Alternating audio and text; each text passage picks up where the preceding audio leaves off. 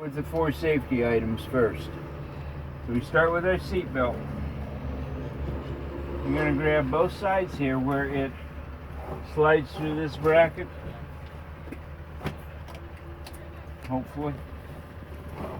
At any rate, just take both sides. You can put it in one hand or two hands, give it some slack, and give it a good tug. First thing you're going to tell them is it's properly secured to the cab. As you pull it across, I may be telling you more words. They've changed this several times, so I just tell you, they've tried to make it easier for you. As you pull the belt across, be looking at it, because you're going to tell them that it's not cut, torn, or frayed, or whatever your current wording is. It's all jacked up. Latches and unlatches properly. Then you can take it off. Won't need it on until you actually go on the road. I have extra fuses in the truck. I have 3 red reflective triangles. All 4 of those words are critical. 3 red reflective triangles. Each one of those words in and of itself is a DOT requirement. So you must say all 4 of those words. Have 3 red reflective triangles properly working. No broken tabs or anything. You don't have to say that. Just no broken tabs, no broken sides. They'll set up the right way. That are working properly and properly secured in the cab. Okay, that takes care of my 4 safety items. Triangles, fire extinguisher, extra fuses, and seatbelt. Now I'm going to do a safe start. That's the next thing we do. On your safe start, right after you do your safe start, you should go to your gauges immediately. It's only 1 point, but it's better you get the point than you don't get the point. So what I would do is turn the key on and say, there's my ABS tractor light. On this truck, it's going to stay on. On the other trucks, and especially on your test truck, it will go out in 1.5 seconds. If you're not watching it at the time you started, if anything distracts you, even if you tell him it came on and you weren't looking at it, he won't give you credit. So now I nailed it. There's my ABS tractor light. Now, safe start, push clutch in, make sure it's in neutral, start it up, and ease the clutch out, just to verify it's in neutral. Once I started, the most important thing I can do is go to my gauges. A lot of this stuff you're not going to do. If you're living in the truck, you're going to know whether all this stuff's working or not. So, when I go to my gauges, we can lump these together. My oil pressure, my water temperature, and my air gauges, there's 2 of them, are all at or rising to normal operating range. If you're starting a cold truck, they won't be up to the temperature and air pressure yet. Okay, and my voltmeter is showing a steady current charge. It's an electrical current. It's kind of poorly worded, but it was probably written by some suit sitting downtown in the BMV. You've never been to truck. So voltmeter showing a steady electrical current. Okay, now I can do the end cab any way I want on all these other items. I usually kind of work a left to right, so I'm going to start with my left mirror. My right mirror, they are properly adjusted for me, and I have clear visibility. No fog, no ice. Okay, clear visibility. Now, I force myself to go back to my left mirror, look up, and bring my eyes back inside the truck. When I do that, I see my air horn. My air horn and my city horn are both working. Coming across there. Next thing I run into is my turn signal indicator.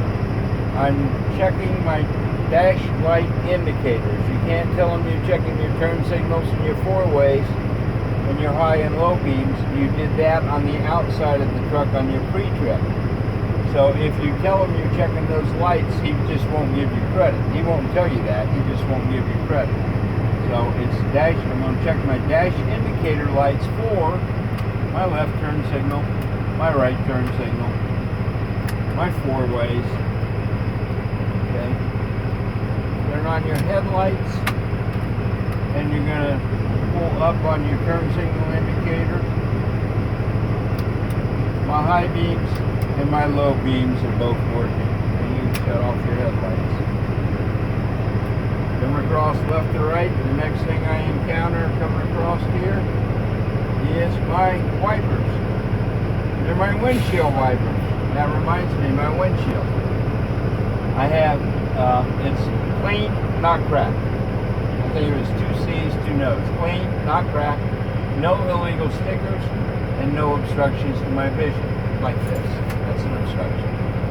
Okay? Illegal sticker is any sticker, essentially, any decal, whatever, unless it's a CVSA sticker, it's about that big. It'll be in the upper or lower right-hand corner of your windshield, and that's when you pass a full DOT inspection out on the road. So, clean, not cracked, no illegal stickers, no obstructions to my vision. Now I'm going back to my wipers. Up is high, down is low, in is off. Push on the wash button. Windshield washer's working. After I get my blades moving, I can tell them that my wiper blades are not torn and that they're properly attached to the wiper arms. If you tell him that before you get him moving, he will not give you credit. He won't tell you that, he just won't give you credit because you don't know when they're laying at rest if they're torn or properly attached or not. So coming across here, I got my windshield wiper. Dropping down here, none of this matters on this truck, so we're dropping down to our heater and defroster. Straight here where everything is going to the floor is my heater. I'm going to turn it on. I usually start on high speed, and you have to go slow enough through each speed, and you can try to feel the change here. At each speed, and my heater is working. Everything to the floor is your heater. Now I turn this and go to my defroster. Everything to the window is defrost. You turn it again. You don't have pressure change. Each speed is working on each speed. Okay? Now I've covered everything on the end cap. Now I'm going to do a tug test. Tug test and service brake check come at the end. They are part of your end cab. They are not part of your air brake check. He may ask you, are your tug test and service brake check, are they part of your end cab or part of your air brake check? They are definitely part of your end cab. I'm going to put it in fourth.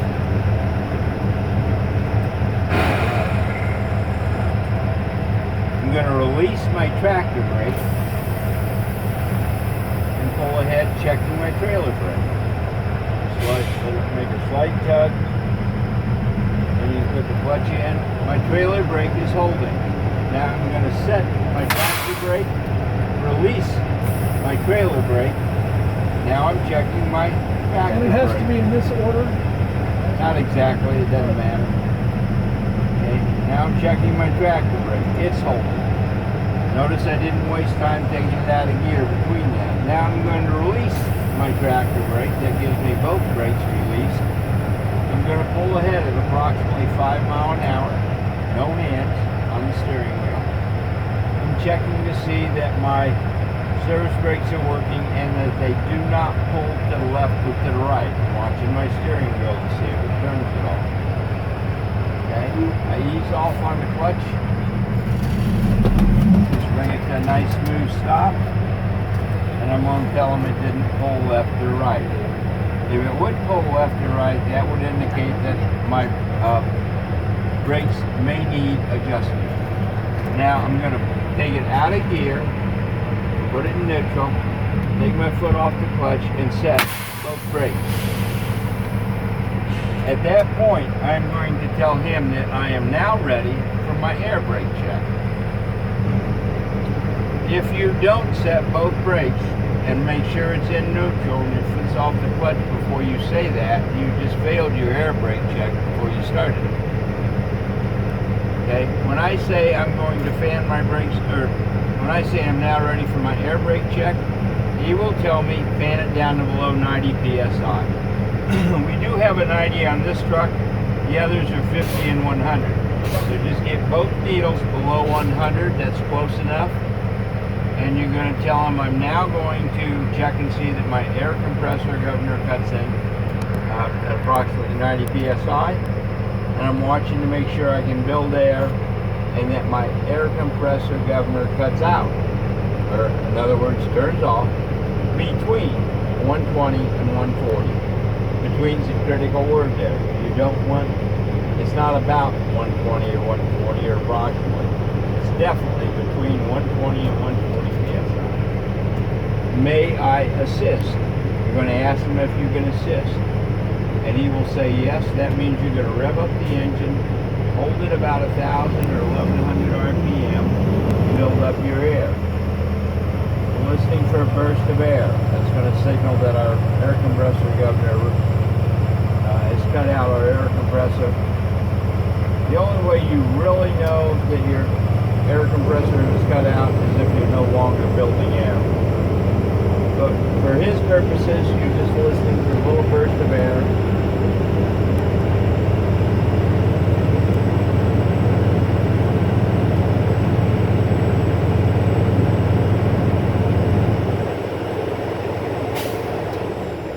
There's that burst of air. Okay, now we're going into step 2. That was step 1. We made sure we can build air, but not too much air. Now we're going to make sure we don't have a leak. When you get to step 2, I want you to think. Step 2, 2, 3, 4. Has nothing to do with the remaining step numbers. But this is going to get you through a danger zone, a minefield, so to speak, here, where most people, 90% of people who fail an air brake check will fail right here. So, you're at step 2, you're ready to make sure you don't have any leaks. You're at step 2, think. 2, 3, 4. Step 2, 2, 3, 4. Here's the steps to get you right through this dangerous area. The 2, take your left hand. 1, turn the engine off. 2, turn the key back on. Don't start the engine. So your idiot lights and gauges come up. That's your 2. Now we're going to the 3. Take my right hand. 1, put it in gear, any gear. If it goes in 4th, great. If it won't, go 5th, 3rd, reverse, it doesn't matter. Just using it to keep them rolling when we release our brakes. So, 1, 2, 3. Push in both brake valves. 1, put it in gear. 2, release one of your brakes. 3, release the other brake. That gets you through the danger area. 2, 3, 4. 2, left hand. Turn the key off. Turn it back on so your ignition, your gauges come up. The 3, 1, put it in gear. 2, release the brake. 3, release the other brake. The 4, I'm going to apply steady pressure to my foot brake to check and see that I lose no more than 4, there's your 4, PSI in 1 minute for a combination vehicle. Will you please time me? Do not go to your brake until you've asked him to time you and he has said yes, he will time you. Then you can apply pressure to your brake. Do not come off your brake until he's told you that your time is up. You don't really have to watch your gauges because he's not going to time you for a minute, probably 2 to 5 seconds, but he may go as long as 30 seconds to see if you pull your foot off that brake pedal before he tells you your time's up. When he tells you your time's up, you can take your foot off the brake pedal. Now it gets easier. I'm going to fan my brakes down. That's through the tough part there. 2, 3, 4 will carry you through that minefield. Okay, now I'm going to fan my brakes down to check and see that my low air pressure warning light and or alarm come on before my air gauges drop as low as 60 psi. Before 60 psi. Critical word there. Okay? Fan it down. A lot of times when this low air comes on, it goes off. So just fan it a couple more times when you're fanning it so it stays on. You don't really have to say anything. He sees it, he hears it. Now I'm going to continue fanning my brakes down to approximately, and that's a key word there, 40 psi, to check that both my brake valves pop out.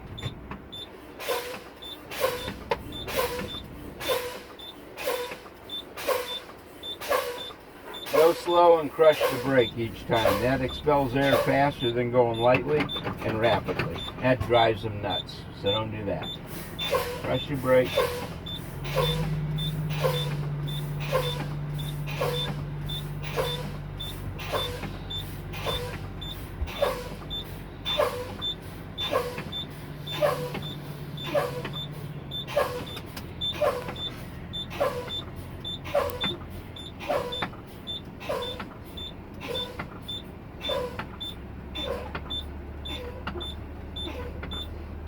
And you may drain your air system getting this to happen.